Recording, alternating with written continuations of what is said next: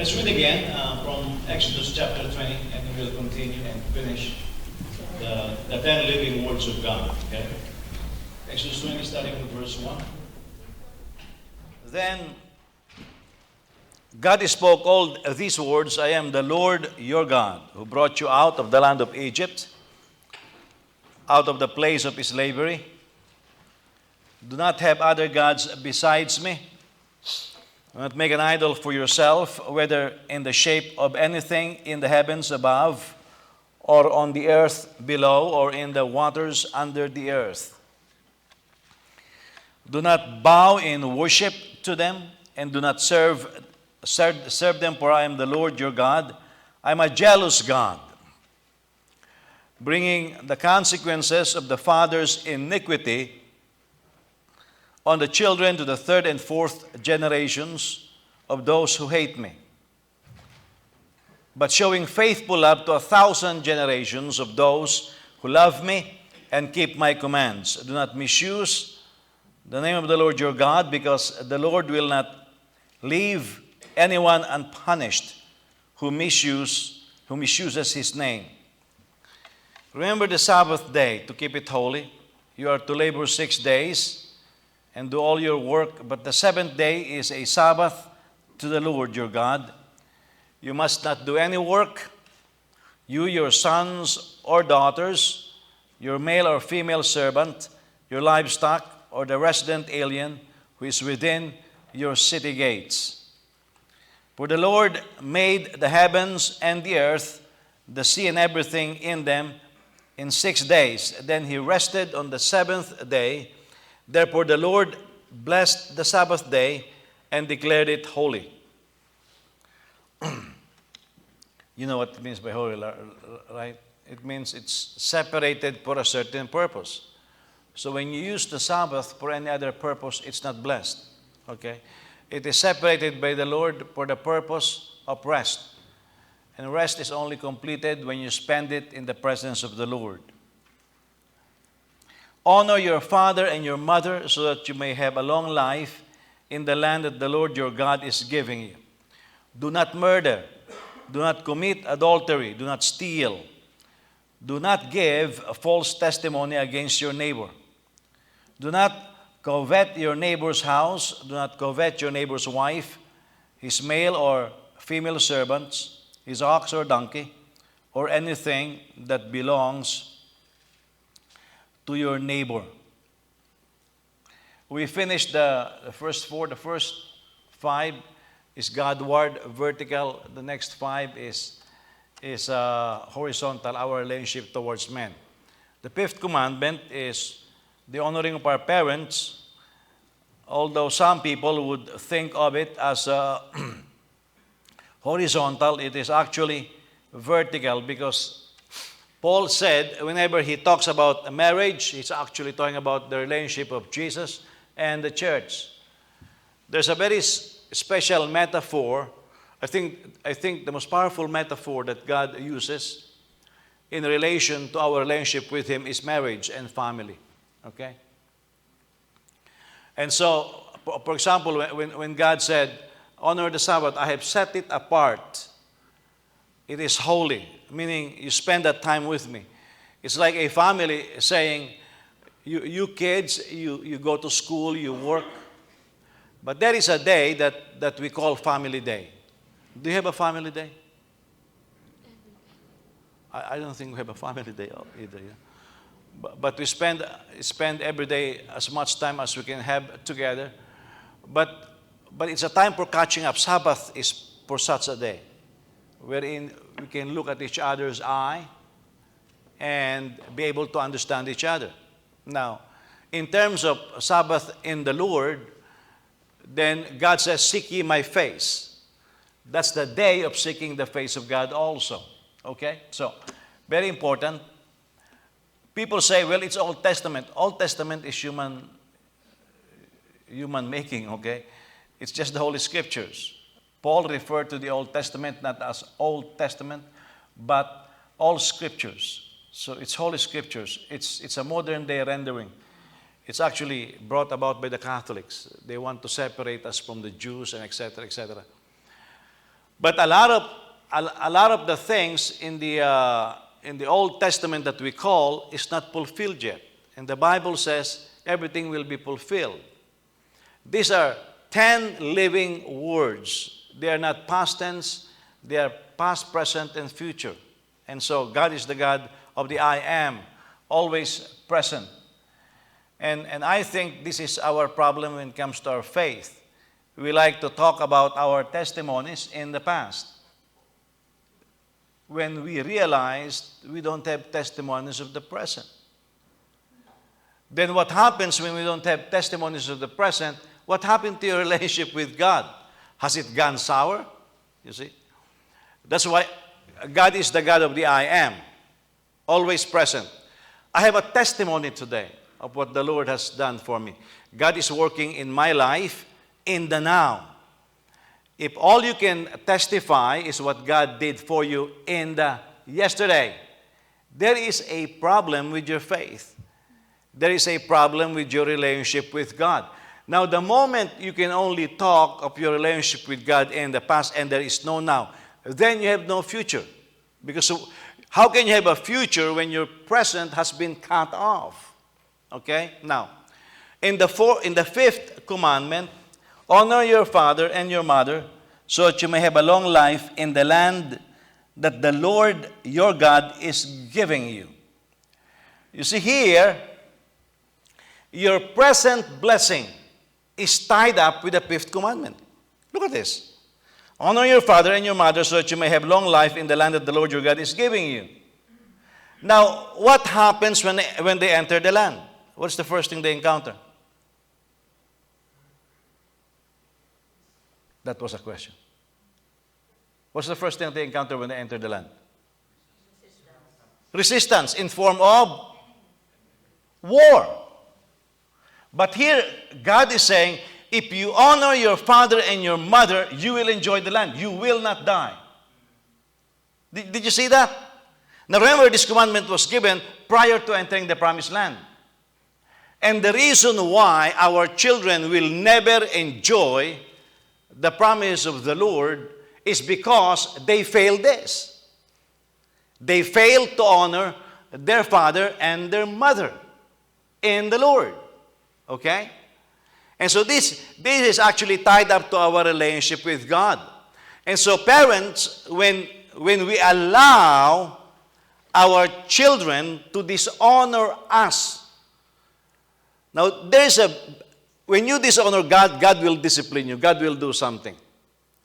So when we allow our children to dishonor us, we are telling our children, we don't care about you. You will never enjoy long life and you will never enjoy the land that the Lord is giving you. If you will not enjoy the land that the Lord is going to give you, what does it mean?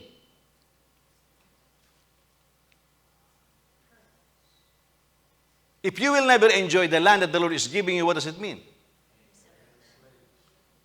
If you will never enjoy the land that the Lord is giving you is an act with future implication. He is giving it to you. If you're not going to enjoy the land that the Lord is giving you, what does it mean? You're not going to have it. You are not going to possess it.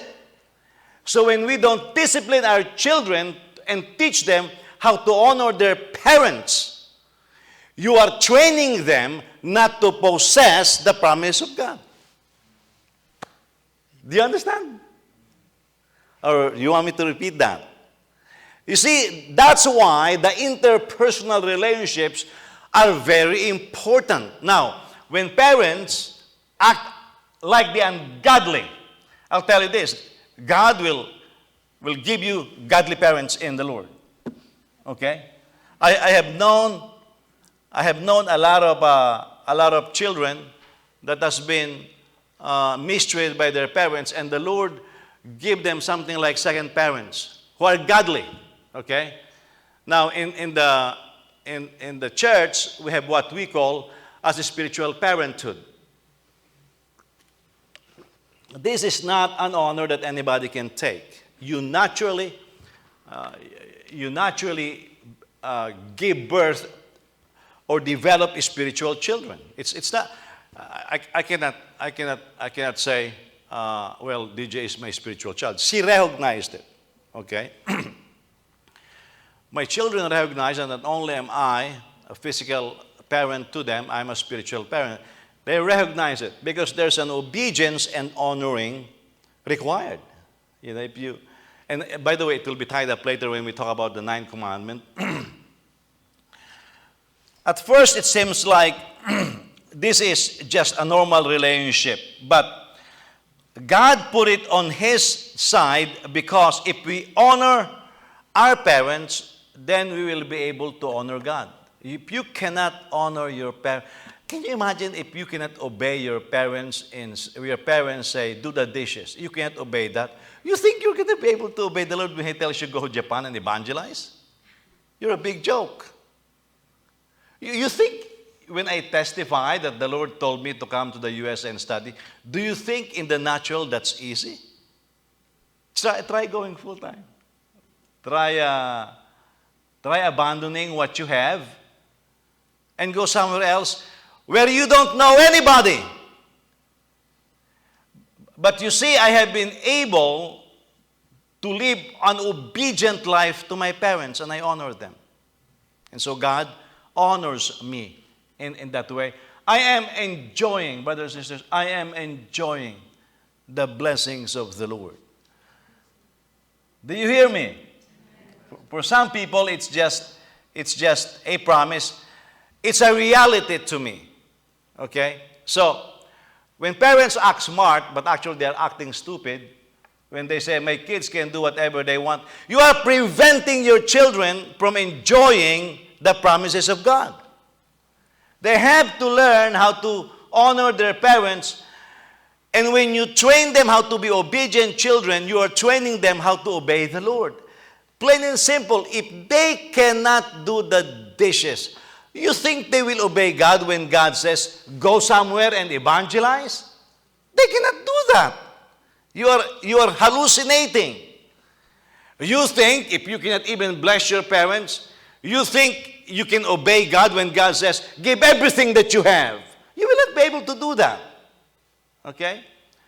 If you cannot be generous to your earthly parents, you cannot in any way, shape, or form be generous to God.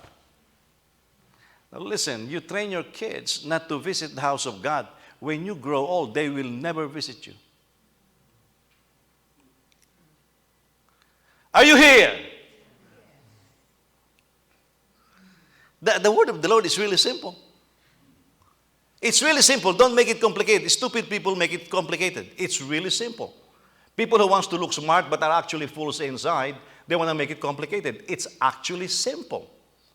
If you cannot be faithful in visiting the house of the Lord, you will never visit your parents when they grow old. You don't have it in you. Because honoring your parents is not a natural thing. It's a spiritual side of human life. That's why, have you noticed Americans are more than willing to abandon their parents? They are already natural. They are carnal. They are no longer spiritual. Those who are still walking in the spiritual side are those who still have affinity in the most real sense of the word to their parents because of the spiritual relationship that is built in the fifth commandment. This is the only commandment also that carries a promise with it, a promise of long life. Honoring your parents, listen to this, is not just while they are alive. Even after the Lord took them home, it goes beyond that. We are also to revere their memories in our actions forever. The Jews were telling Jesus, "Where our father is Abraham." Let me paraphrase what Jesus said. You're liars. You don't honor Abraham. Abraham rejoiced when he saw my days. You are trying to kill me. You are not honoring Abraham. He's not your father. That's what Jesus is saying. Your father. If you cannot honor your parents, they are not your parents. You see how simple it is? You know, parents say, oh, my child, my child. They disown you already. When you cannot honor your parents, they are no longer your parents. You're acting like they are no longer your parents. You know, I know some who dishonors the memory of their parents, and their parents are very faithful to the Lord. I can tell you stories of ministers' kids and ordinary children. If their kids, if their parents are alive, or if they could, they would crawl out of their grave. Yeah. Because of the way the children are dishonoring their parents. Disobedience to parents can be justified only. Listen to this. There's justification. You can disobey your parents. Disobedience to parents can only be justified in extreme cases and rare cases. For example, when your godless parents attempt to guide you away from the Lord. I mean, your parents says, don't go to church. You disobey by all means. Your parents says, don't serve God. I have been approached by some children. They say, we want to stay at Lion's Heart. We want to study the Word of God. But our parents say no. I said, whoa, you're your own person already. Live by faith. Learn to disobey. You can only disobey your parents. Listen to me. When your parents are telling you not to serve God, or your parents are telling you to walk away from the presence of the Lord. Now, in Jewish and Christian tradition, children are all allowed to disobey their parents when they are told to rebel against the word of the Lord. That's Jewish and Christian tradition. So there it is. Okay. I can tell you now, I'm only disobedient to my parents when they told me not to serve the Lord. I did not scream at my parents. I just simply told my parents, well, why won't you let me go to church? And my parents, my father says, well, you have household chores. You cook rice for lunch. You put your young siblings to sleep. So what I did for Sunday morning, my Sunday school is at 9:30. Service is at 10:30. At 7, I fetch the water. At 8, I cook the rice for lunch. Yeah. And I put my brothers to sleep. And then I go to church. Yeah. But I will always go to church. I will always go to church. There were times I have no money for transportation. I will walk a couple of kilometers just to be in the church. But I will never let my parents prevent me from going to church. Some of you parents, you're allowing your kids in your presence not to be in the house of the Lord. Shame on you. You're training your kids not to honor you and not to enjoy the promise of God. Yeah. The Lord spoke to me about going to Bible school. And if you have faith, you have courage. Faithless people are afraid. So if you are a person of faith, you can talk to anybody. Now, I told you my father will beat me up like crazy when he was alive. But when the Lord told me I'll go to Bible school, I talked to my father. I said, Ty, and my mother, I said, I'm going to go to Bible school. And my father looked at me and says, you're an engineering student. What time do you have? I said, it's an evening class. He said, where is it? It's in Antipolo. Antipolo, he said. Yeah, I said, the class is at 7:30. I'll be done in school before then. I'll go to Antipolo. Up to what time is the class? Up to 10:30 p.m. I'll be home by around 12 midnight. I said, what time are you going to sleep? I said, I only need a couple of hours to sleep. You say, I only need a couple of hours to sleep because I don't play video games. Are you here? Some of you kids can't open your eyes in the church because you're very busy playing video games. You have more time for the devil than for the Lord. That's as straight as it gets. I'm pastoring this church, guys. I want you to go to heaven. Okay? So my father looked at me and said, well, I'm not going to give you any more money. I'm not going to give you transportation. I said, I'm not asking for any. I'm not going to give you money for tuition. I told my father, I'm not asking for any. I said, I'm just telling you, the Lord told me I'm going to go to school. And he could not do anything. You think I was afraid that my father will beat me up? That's just physical pain. I can handle that. I cannot handle the fires of hell. You see, those were the only times I can tell you I was disobedient to my parents. When the Lord told me to come here to the U.S., my parents doesn't want me to come to the U.S. Yeah, they want me to come to the U.S. I disobeyed my parents. But do I hate them? No. As soon as I had the opportunity, I called them from overseas, and it was very expensive, no internet, phone during that time. I did that already. I remained respectful to my parents. But when you come between me and my God, listen to me. You come between me and Jesus, I'll tell you a secret. You are nobody. That includes my wife. That includes my kids. Are you here? Now, you honor your parents, but understand, none of our earthly parents, if your parents are already leading you to do something ungodly and not pleasing to God, by all means disobey. That's the permission that we have. Disobedience to parents is one of the signs of the times. In the last days, children will be disobedient to parents. So if your children are very disobedient to you, that's the sign of the times. You're just on the wrong side of the aisle, you know. Oh, pastor said my children are disobedient, signs of the times. Yeah, that means they're going to hell. Because you are on the wrong side of the aisle. Because disobedience to parents is a sign of the ungodly. Now remember this, when I say ungodly or wicked, I'm not talking about people coming to church. Even the devil comes to church. You should know that. I'm talking about people whose heart is right with God. We are living in the prophetic calendar today.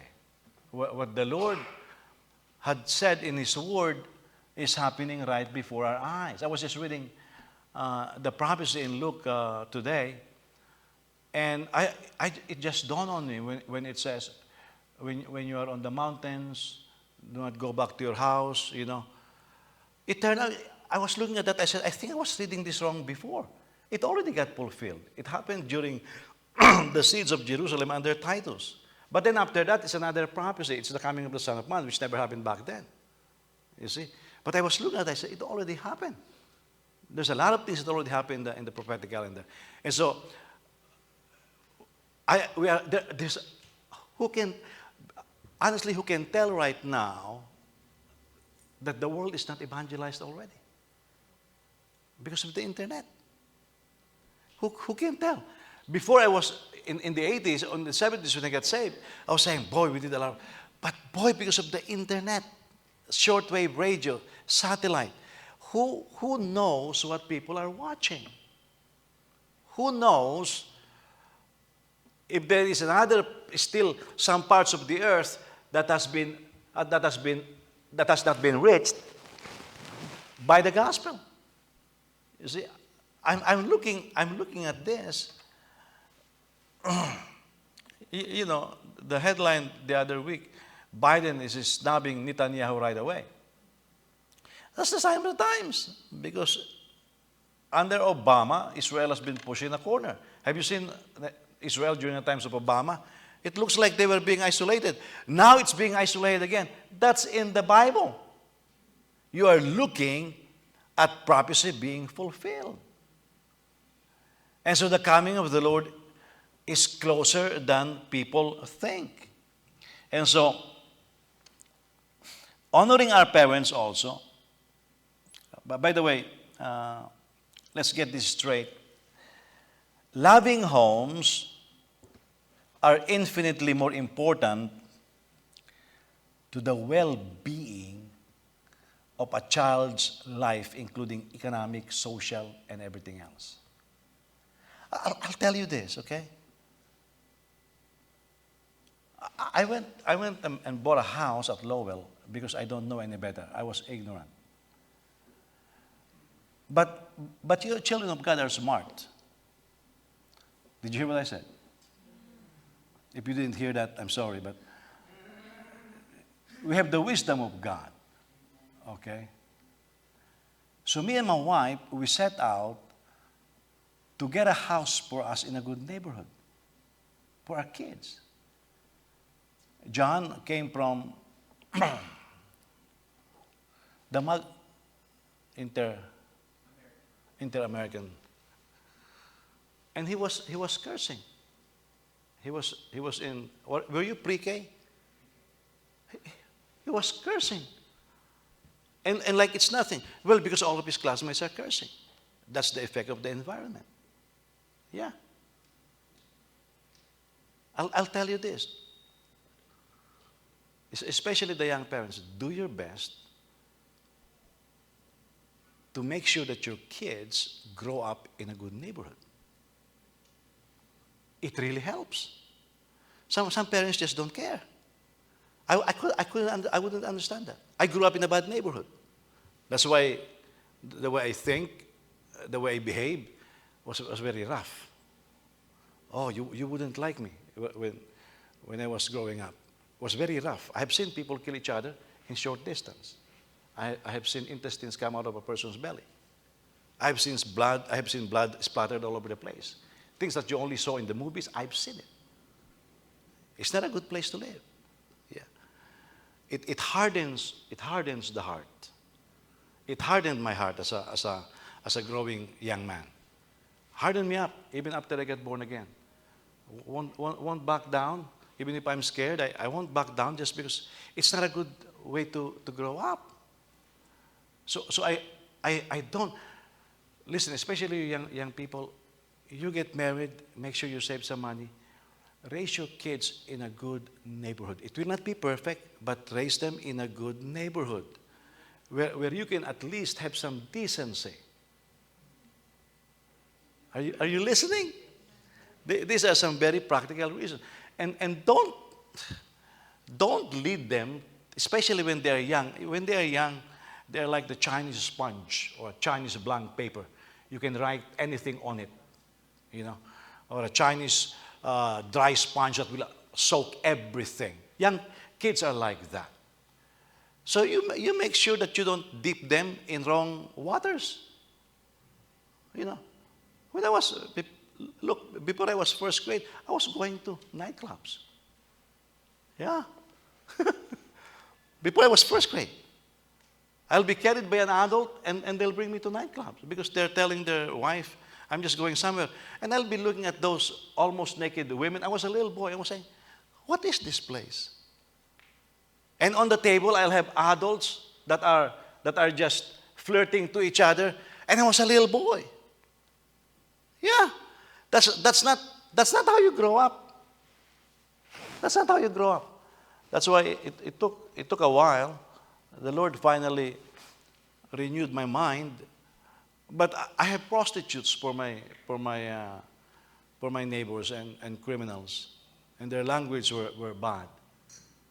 You don't want to raise your kids in an environment like that. That's why the young people here, look, don't rush into getting married. I've seen a lot of people regret being married. But when you get married, make sure you raise your kids properly in a very good neighborhood. That's why finish school, get a good job, a good earning job. Amen. Now, when they get old, they will not depart from it. I have noticed the family of my wife, they love newspaper. They will read and consume information from the newspaper. That's a good habit. Some of you grow old not even knowing what a newspaper is. It keeps you informed. Yeah.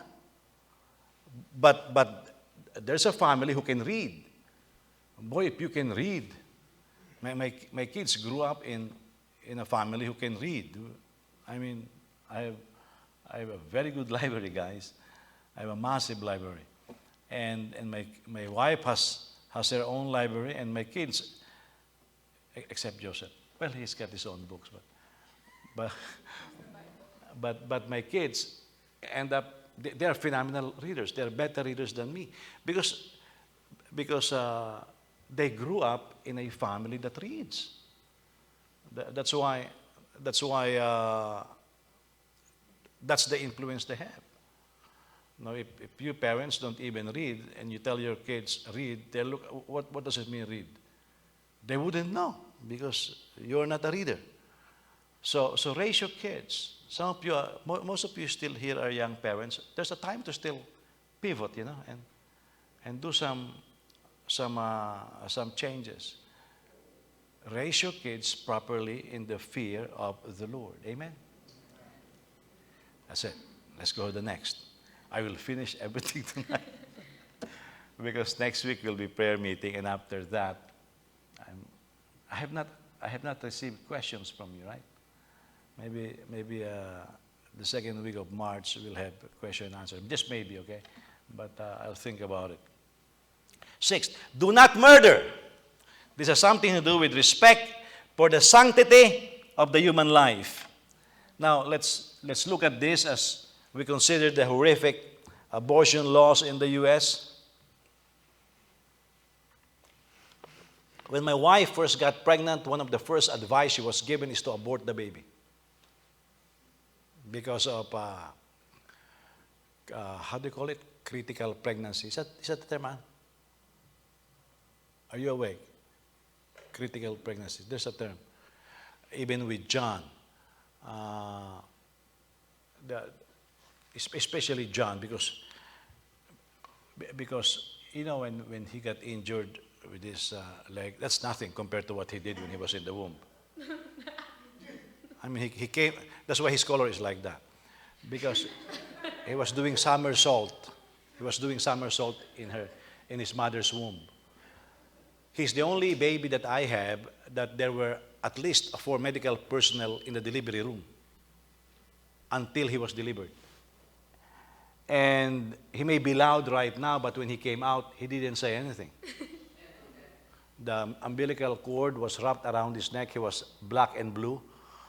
And so the doctor has to do some manipulation, some massaging, and slap him a little bit more. That's why when I spank him, it is a little bit extra before he comes.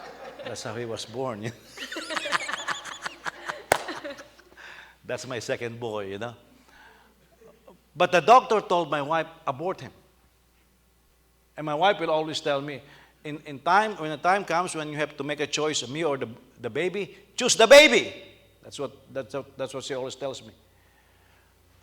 America has murdered millions of her children through abortion. It is guilty of murder. This is not thou shalt not kill. Murder is about premeditated cutting of a human life. All abortion, unless accidental, are premeditated. Oh, I'm positive. What am I going to do? I will abort. Premeditated. And they make plans. All abortion except the one caused by accident is premeditated. That is murder. Don't let the government or those psychotics deceive you with their terms. It is murder. Okay? Because it is, I don't care if they have a degree in psychiatry or psychology, it means nothing. They are conning you into believing it's not murder. It's premeditated, therefore it is murder. When I was young, some people are braggarts. And so there's this guy with asthma in our neighborhood, and he likes to show he's strong. He's not that strong, but he's asthmatic. But he made his own barbell, and he would try to exercise, jump rope, and everything. Well, there was a young mother, pregnant. And you know how people say, I'll kill you. Americans are like that. I'll kill you. When in fact they are all cowards, But this guy is such a braggart. So he told this pregnant, they were having altercation, I'll kill you. And the young lady says, See if you can do that. So he took the knife and was playing to stab him. Well, you know how the Filipinos are. You want to stab me? Okay, okay. Yeah. So she was playing, he went like this. And so he will accidentally poke the womb. And the incision was like not even 1 inch. I saw it. It's not even 1 inch. There was blood, and he was shocked. He was shocked because he made an incision, because while he was doing that, the woman said, okay, go. And right here, around 1 inch. And there's a little bit of blood. The problem is when it's a sharp knife, when you hit somebody with a sharp knife, if it's a little incision, a little knife, it will stop the bleeding. That's why there's always infection. It's better to bleed sometimes. Well, it didn't bleed. Oh boy, when it didn't bleed, you can tell there's going to be bad result. And she was cursing on her way to the hospital because there's no car, looking for a tricycle. And then went to the jeepney. He was cursing the kid, and this. Well, the first thing that happened, the baby died. After the baby died, the mother died. Not even an inch. Not even an inch.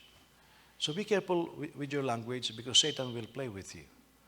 When you say, I'll kill you, I'll hit you, your pride is being pricked by the devil. And so don't be a braggart. Don't say I'll hit you. Especially if you're scared. There's no glory in it, That belongs to the children of the devil. And so I've seen this guy, because they live in front of my house, in my apartment. And he was caught. And you should see him when he was arrested. He could not talk. And then years later, he finally got the parole. And the guilt, he will stay in his house, because he's almost my age. He never studied. But he will just sit there and stare. He lost it already. The devil had ruined his life, you see. Because he was able to take lives of 2 individuals.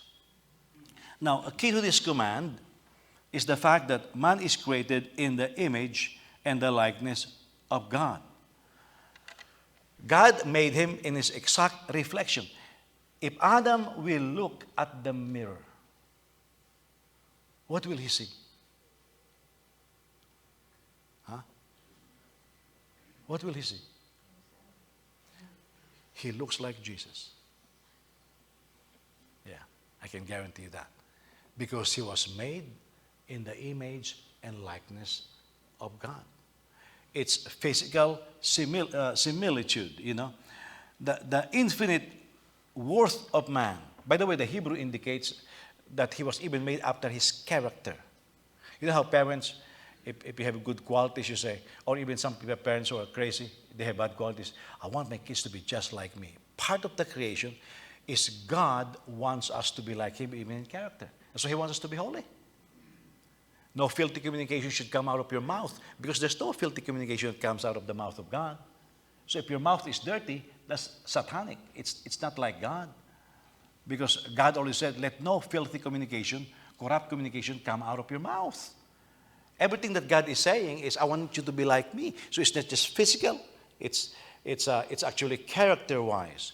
The infinite worth of human life is based on this fact. We are created in the image and the likeness of God.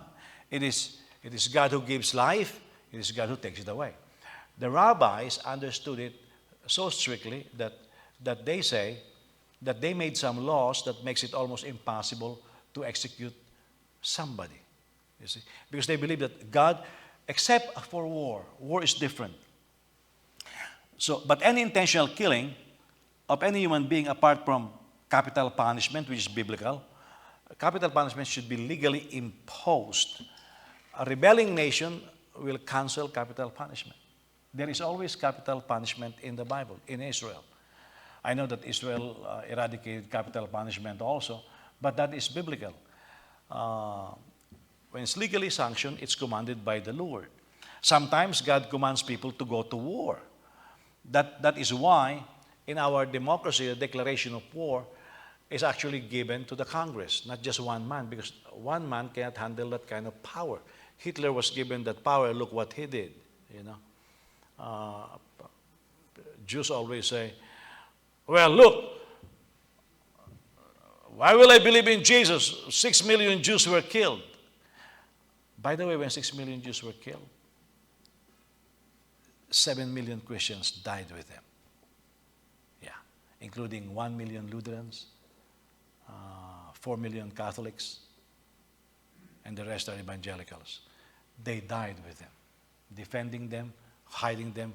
So 6 million Jews died, but 7 million Christians died with them. Yeah, of course they will not say that, but 7 million. We love the Jews. Those who hate the Jews hates God. And so be very careful with the kind of philosophy that sometimes we espouse. Now, when this commandment was given, life of a child was nothing to the heathen. Sometimes they even consider the life of a woman to be secondary. They'll to the god Moloch, they'll sacrifice a child to the god Moloch. Oh, but that is a bad thing. In modern times, there are still some societies that despises the kids. Look, in Africa, the tribal wars, they are taking children. In the Philippines, because a juvenile cannot really be prosecuted for a crime. So there is what they call as stealing university in the Philippines. They teach young kids how to steal. I have seen that with my own eyes. We were driving in EDSA one day. It was raining. And somebody knocked on the door of this taxi driver in front of our car. And he looked, and somebody opened the door on the other side. And so he tried to catch, and they know exactly where the money is. And I look at this old man. He was doing like this. He could not do anything. 2 young boys just took all of his money. And I was told that they are training kids to kill, to steal, because they cannot be prosecuted for a crime because of the juvenile law in the Philippines. That is disrespect of human life. They're destroying human life. The late Reverend Benson Idahosa, when he was a little kid, because he was very sickly, he was thrown by his dad, who is a chief priest, in the garbage dump to die. Yeah, that's disregard. We look at those horrific stories and say, that's inhuman. Yeah, what about abortion? What about abortion? Hebrews make a careful distinction between homicide and willful murder. And so in the Bible, if it's manslaughter, if it's accidental murder, you can go to the city of refuge and stay there so that the avenger cannot take your life.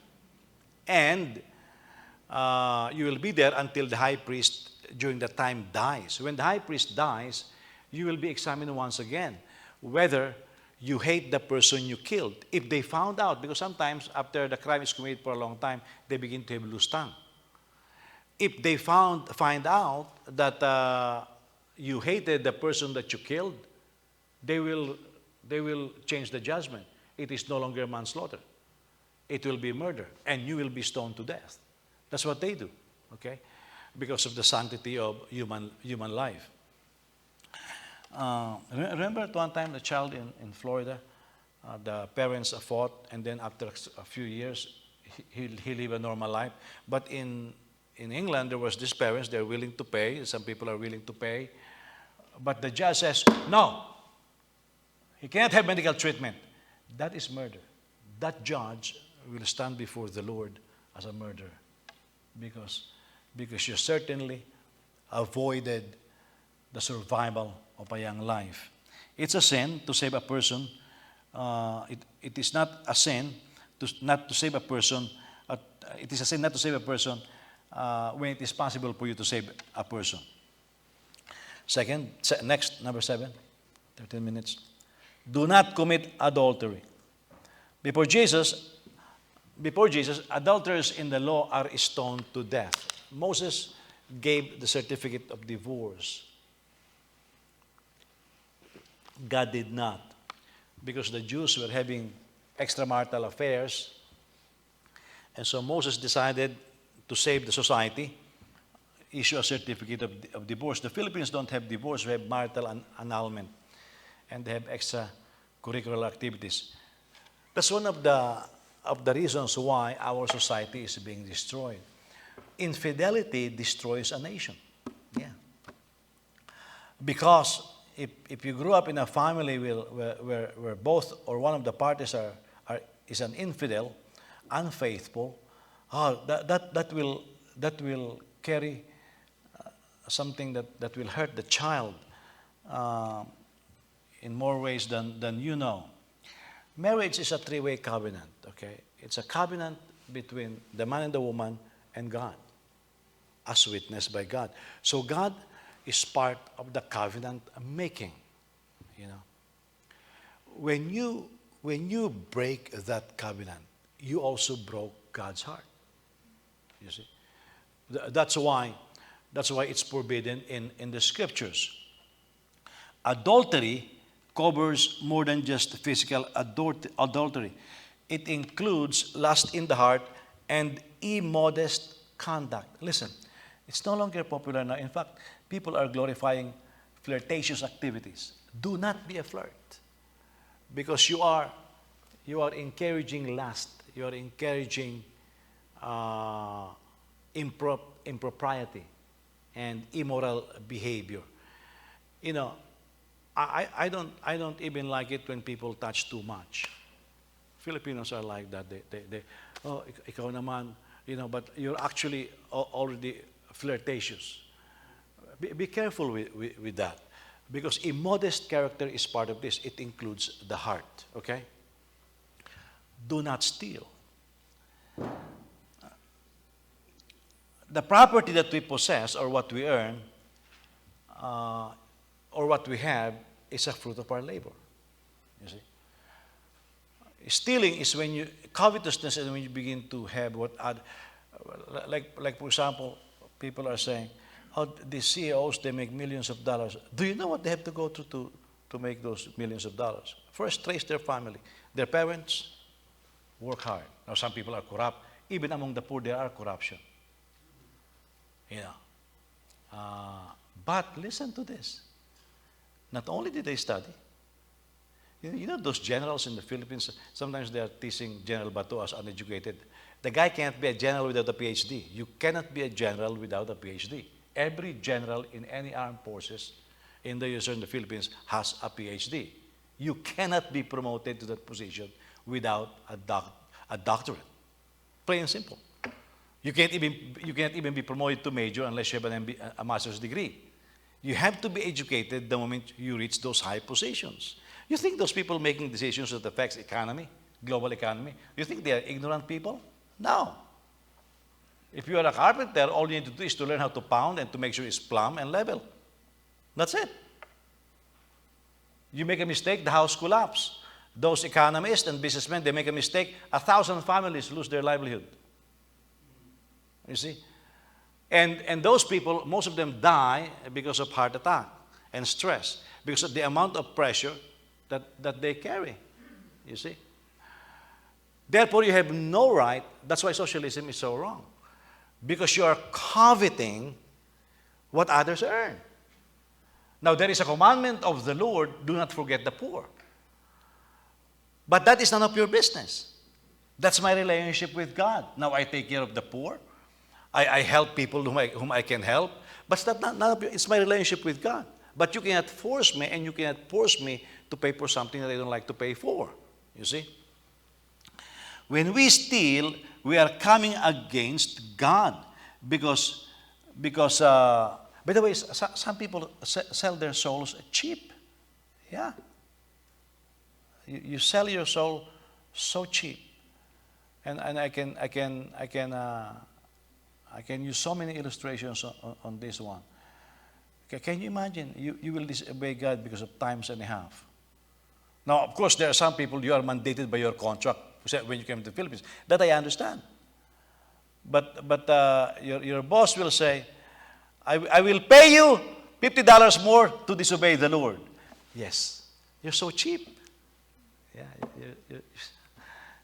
you're so cheap. You know, people tell me, if you keep preaching that way, I will not pay my tithes. You think I care? Who do you think you are? You think you make me live?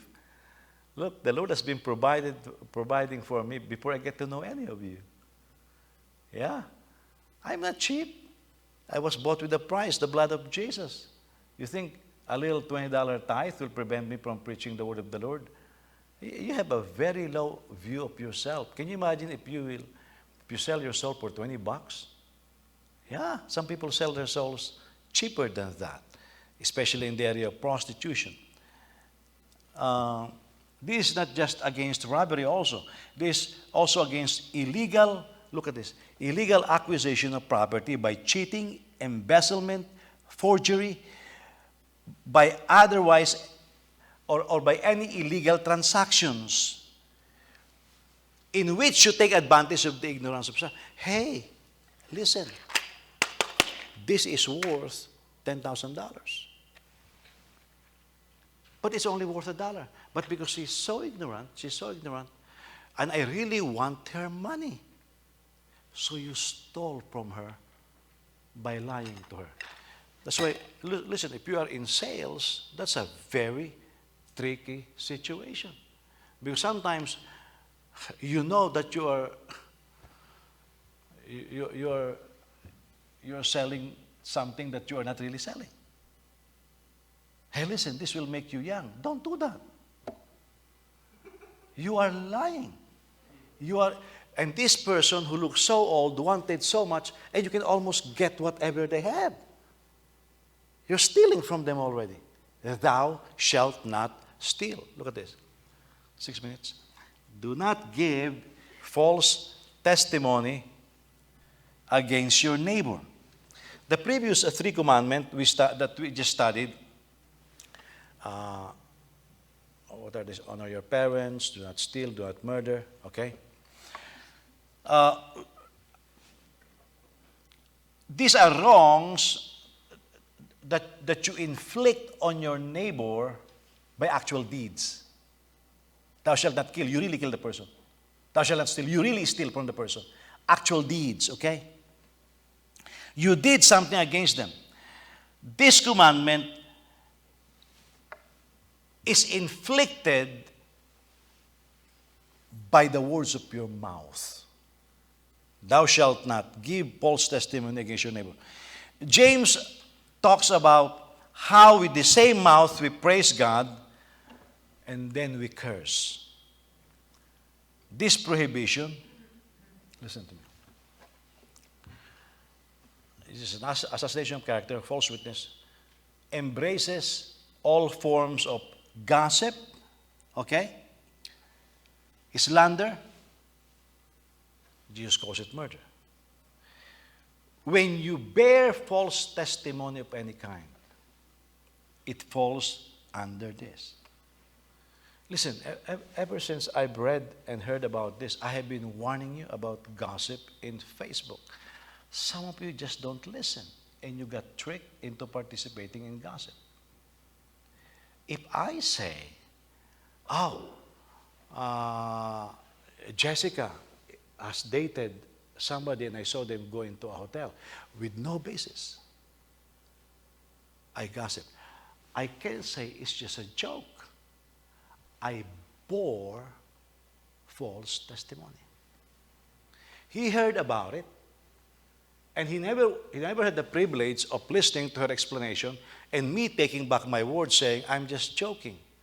I bore false witness. Some of you are guilty of this because of your Facebook accounts. And I have been warning you. You're so hard-headed, you fell for it. I'm not saying erase that. I'm saying get out of gossip. That is bearing false testimony. I mean, some of you are so gravitated. Somebody left the church and said, I reported them to DCFS, which I did not. They could verify. Some members of the church actually went, tried to see the person to verify. And that person kept slandering me that I did that. That's a false witness. That's a false witness. When you go after, what did you say? He's already proliferating gossip. That's why at certain points in stretched period of time, I refuse to listen to the news. I refuse to listen to gossip. Yeah? I just refuse. You have to be very discerning about that. Because you are listening. Listen, do not fool yourself. Do not be so stupid saying you're just joking. Because you do not know how people will take what you say. And you have just borne false testimony. This is a very serious offense. And our technology and our society have pulled everybody already. Somebody left here, and it depends on whom he talks to. He has a different reason why he left the church. Keeps bearing false witness. You know. We have to be very careful with that. Against your neighbor. Your neighbor is your fellow man. God called the Egyptians the neighbor of the Israelites. We are to treat our fellow man the way we treat ourselves. Last commandment. Okay, I'm just doing it fast. You can, because I don't want you to be mad at me, okay? Because I'm telling you, I can preach a sermon in each of these, and it will burn you where you're sitting down. Do not covet your neighbor's house. Do not covet your neighbor's wife, his male or female servant, his ox or donkey, or anything that belongs to your neighbor. Covetousness is longing to have or to possess anything that we cannot get in an honest and legal manner. That's covetousness. I like his shirt. I will con him into selling it to me. That is an ugly shirt. It makes you look fat. Until he says, I don't like this anymore. Yeah, you want me to dispose of it? Give it to me. And I create the story, not only they bear false witness, I create a story so that because I'm covetous. You know, you're dating somebody. What, you're dating that person? Why are you dating that person? The person is ugly. Only to find out he likes the person that you're dating. You know what I'm talking about? You can pretend you don't know, and I pretend I don't see your reaction. but that is covetousness. Think about this. If we can live by this commandment, the first 9 commandments will be easier to follow. This is greed, plain and simple. There is this unholy, predatorial instinct in the fallen man. The desire for unlawful gain. Yeah? Have you heard this? Look, you have to protect. Somebody bought a car. I'll buy a new car. You're covetous. Yeah. How much is that? You want me to buy that? That's covetousness. Yeah. You should rejoice with those who rejoice. Yeah. And weep with those who weeps. You should be very thankful for what others have. You hear somebody go into a nice school, rejoice with that person. You know, don't begin to inquire, how did he get there? How did she get there? Did you cheat? Did you cook leche plan or something like that? No, don't do that. If you don't know how to cook leche plan, it's your problem. But you know, but everybody will do their own thing. Don't be covetous. And I have some people go to the extreme. You know, even in schools, oh, that's a bad school. That's a bad school. Don't do that. Don't do that. There are bad schools, and you can't do anything about that. But don't Islam others because you don't have what they have. Rejoice with them. Are you here? you know, by the way, here, do not covet their servants and everything else. Proselyting other members of the church is covetousness. Did you realize that?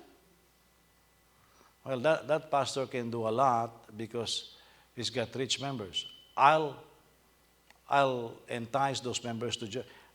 You're covetous. You see other pastors having a lot more than you have, or churches. Oh, they have this, they have that, they have all of that. I want to have that. Covetous. Yeah. Look, perhaps more than any of you combined, I've been to tons of churches, big and small. Sometimes I'll see churches with this design and that design. I look at that and say, oh, I don't desire to have any of those. Yeah. That's why our church is just like this. This is my personality, boring, Yeah. I think the Lord is gracious to me. I never had an inkling to put some banners, to put some this and that. None. I have friends, oh, we are doing this, we are doing that. Oh, God, praise God. Good, good, good. And then I'll walk away. And sometimes I'll tell my wife, he has a lot of problems. I don't like those problems. I like what I have. We'll just worship our hearts out, study the word of the Lord, and then go home. Plain and simple. No desire to. Because I'm telling you, a lot of our activities, especially the Filipinos in California, if your neighbor have a new curtain, you buy your new curtain. You're covetous. Yeah. Don't do that. You see, Jessica bought a second house. You want to buy a second house?